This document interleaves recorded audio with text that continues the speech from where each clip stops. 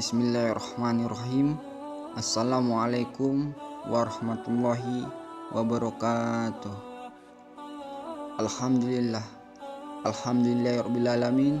Wassalatu wassalamu ala asrofil war mursalin wa ala alihi wa sahbihi rasulullahi azamain. Sahabat Marim rahimakumullah. Khalid bin Walid adalah sahabat Nabi Muhammad Sallallahu Alaihi Wasallam yang dijuluki sebagai pedang Allah yang terhunus. Julukan pedang Allah itu diberikan berkat kejeliannya dalam bidang militer dan ahli taktik perang. Sebagai ahli militer, Khalid bin Walid menjadi salah satu panglima perang Islam yang tidak terkalahkan sepanjang karirnya. Ia menjadi panglima perang militer Islam dari era Nabi Muhammad hingga Khalifah Umar bin Khattab. Masa muda Khalid bin Walid memiliki nama asli Abu Sulaiman Khalid ibn al-Walid ibn al-Mughirah al-Mukhzumi. Ia lahir pada tahun 585 atau sekitar 17 tahun sebelum masa pembangunan Islam. Ayahnya adalah Walid bin al-Mughirah, kepala suku Bani Makhzum yang masih bagian dari suku Quraisy di Mekah. Sedangkan ibunya bernama Lubabah binti al-Harith.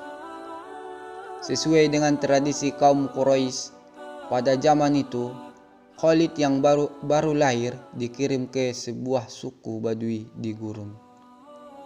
Ia dirawat oleh ibu angkatnya hingga berumur 5 atau 6 tahun sebelum dikembalikan ke orang tuanya di Mekah. Khalid termaksud dalam keluarga dekat Nabi. Pasalnya, bibinya yang bernama Maimunah adalah salah satu istri Nabi.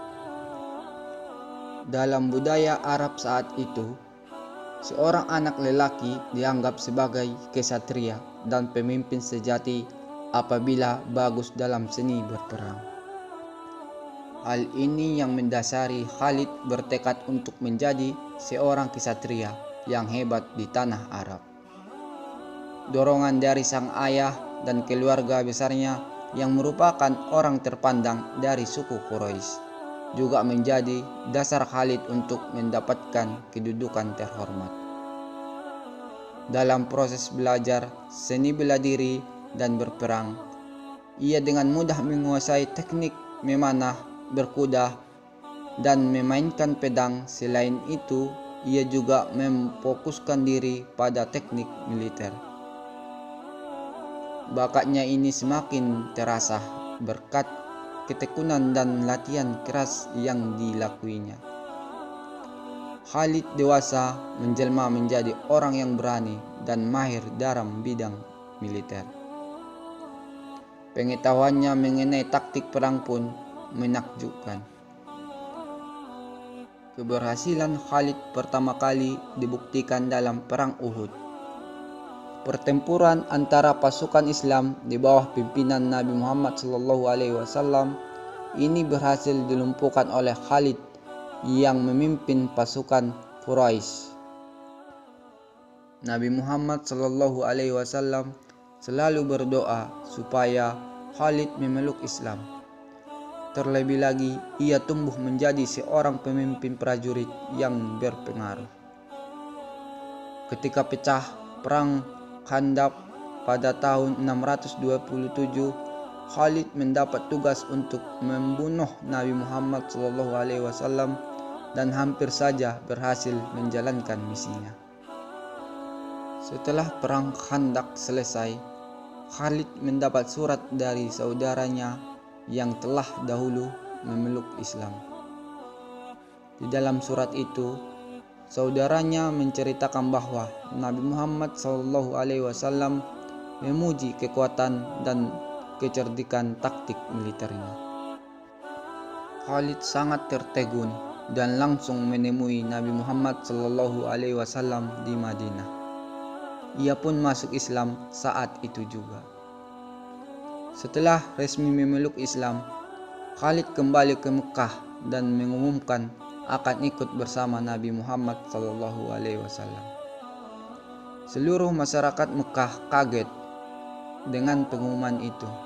Bahkan keluarga dekat dan para petinggi kafir Quraisy menentang keputusannya.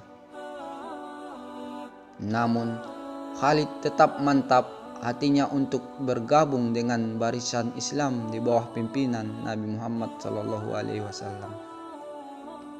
Setelah itu, Khalid kembali ke Madinah, di mana ia ditunjuk oleh Nabi Muhammad SAW sebagai panglima militer pasukan Islam. Khalid menjadi panglima militer Islam dari era Nabi Muhammad SAW hingga era Khalifah Umar bin Khattab. Khalid bin Walid sebagai ahli militer pasukan Islam terlibat dalam beberapa peperangan. Salah satunya dalam perang Mu'tah pada tahun 629 yang melibatkan antara pasukan Romawi dan Muslim. Ia menggantikan Zaid bin Haritsah, Ja'far bin Abi Thalib, dan Abdullah bin Rawahah, para pemimpin pasukan Muslim yang gugur. Gugurnya pemimpin pasukan itu membuat Khalid mengambil alih pimpinan pasukan dan mengatur ulang taktik bertempur. Berkat kecerdasannya, ia mampu memimpin pasukan Muslim menerobos pasukan Romawi dengan selamat dan mendapat julukan pedang Allah yang terhunus. Di bawah kepemimpinan militernya, Khalid mampu menyatukan Jazirah Arab di bawah kekhalifahan Islam. Khalid memimpin pasukan dan tak terkalahkan dalam beberapa kali pertempuran melawan Kekaisaran Bizantium, Kekaisaran Sassaniyah, dan sekutu-sekutunya. Pencapaiannya gemilangnya terjadi sepanjang tahun 632 hingga 636, di mana ia memimpin pasukan Islam dalam perang Riddah, Persia, Mesopotamia, dan Suriah Romawi. Khalid juga dikenal karena kemenangan telaknya pada pertempuran Yamamah, pertempuran Ulais, pertempuran Firat, pertempuran Walaja, dan pertempuran Yarmouk. Setelah Nabi Muhammad SAW wafat, tampuk pemimpin Islam dipegang oleh Khalifah Abu Bakar. Di era Khalifah Abu Bakar, Khalid masih dipercaya memimpin pasukan Islam dalam beberapa pertempuran, salah satunya Perang Riddah. Selain itu, ia juga berhasil menaklukkan negara satelit Arab Sasanid, yaitu Al-Hirah, serta mengalahkan pasukan Sasaniyah dalam penaklukan Irak. Ketika Khalifah Abu Bakar wafat dan digantikan oleh Umar bin Khattab, perannya dalam militer dikurangi. Akan tetapi, Khalid masih efektif dalam menyusun pasukan Islam melawan Kekaisaran Bizantium.